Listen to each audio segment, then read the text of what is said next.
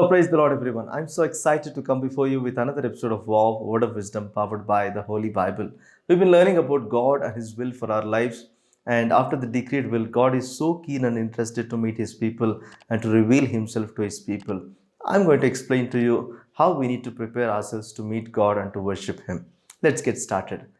We understand from the book of Exodus, chapter 3, that God commissioned Moses to bring his people from the land of slavery so that they could present themselves at Mount Sinai to worship him. Now, without the proper understanding of who God really is, how are they going to worship God?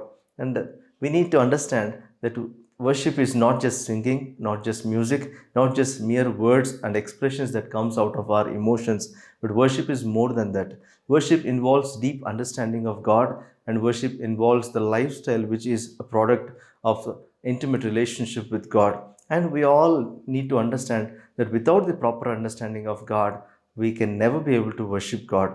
And God is helping us and giving us instructions as to how pleasing we should live to glorify God and to offer ourselves as a living sacrifices to God in worship. God is instructing His people, saying, you need to prepare your hearts so that you can meet me. And God is giving instructions through Moses in the book of Exodus, chapter 19, verse 10 to 11. Let me read it to you. Then the Lord told Moses, go down and prepare the people for my arrival. Consecrate them today and tomorrow, and have them wash their clothing.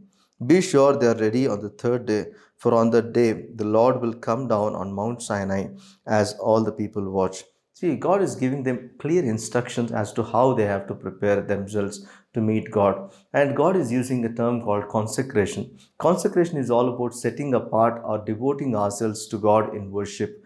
And consecration is done in such a way that we deny our identity and deny our own self interest and start making God's interest our own interest and living a life which is pleasing to God in every aspect. And God is asking us to worship God in a rightful way so that we offer ourselves as a pleasing sacrifice in every respect. And God is giving us clear instructions as to how we consecrate ourselves. We read from the epistle of James, chapter 4, verse 8 to 9, we understand what is consecration all about. Come close to God, and God will come close to you. Wash your hands, you sinners. Purify your hearts, for your loyalty is divided between God and the world. Let there be tears for what you have done. Let there be sorrow and deep grief. Let there be sadness instead of laughter and gloom instead of joy. See, this is how the consecration is done. Consecration is not just an act of believer denying their identity or denying their own self-interest and making God's interest their own, but it is all about preparing their hearts because God is interested in their inner beings. So washing their hands, washing their hearts, purifying their hearts and cleansing of their minds and checking their lives whether their devotion to God is sincere or not. And this all includes the process of consecration, and consecration involves the repentance for what we've been doing. Consecration involves the godly sorrow which produces salvation in us. Consecration involves the deep respect and reverence for God so that we check our lives, we do self examination. So let there be a godly sorrow produced in us when we examine ourselves. Are we examining our lives before we could approach God in worship? This is what consecration is all about. We need to check our lives, we need to check our hearts, we need to check our minds, we need to check our lifestyles whether we are living a life of pleasing to God or not. If that is not there, if this self examination doesn't happen, we can never approach God, and we should not be approaching God. And without this, we can not come to God. And with approaching all these things, when we go through all this process, then we can boldly come to the throne of grace. And when we approach God and we come closer to God, God will come closer to us and He starts revealing Himself to us. So we all need this consecration. And as we read, consecration needs to be done today and tomorrow, and on the third day I will meet.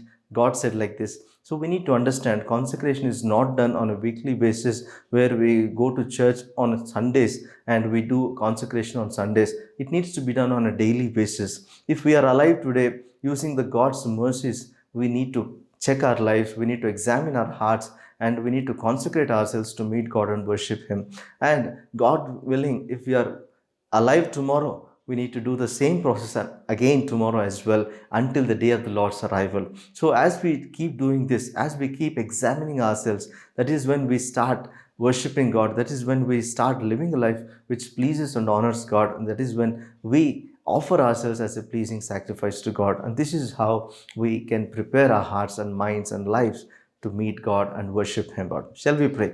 Father, we thank you, Lord. We praise you, Lord, that you're so keen and interested to meet us and to reveal yourself to us, Lord. Help us, Lord, to prepare our hearts, to consecrate our hearts so that we do the self examination that is required, so that we cleanse our mind, our hearts, and purify ourselves so that we could offer ourselves as a living sacrifice to you. And when we meet you, when we come closer to you, Lord, you will come close to us and you will reveal yourself to us, Lord. We thank you, we praise you, Lord.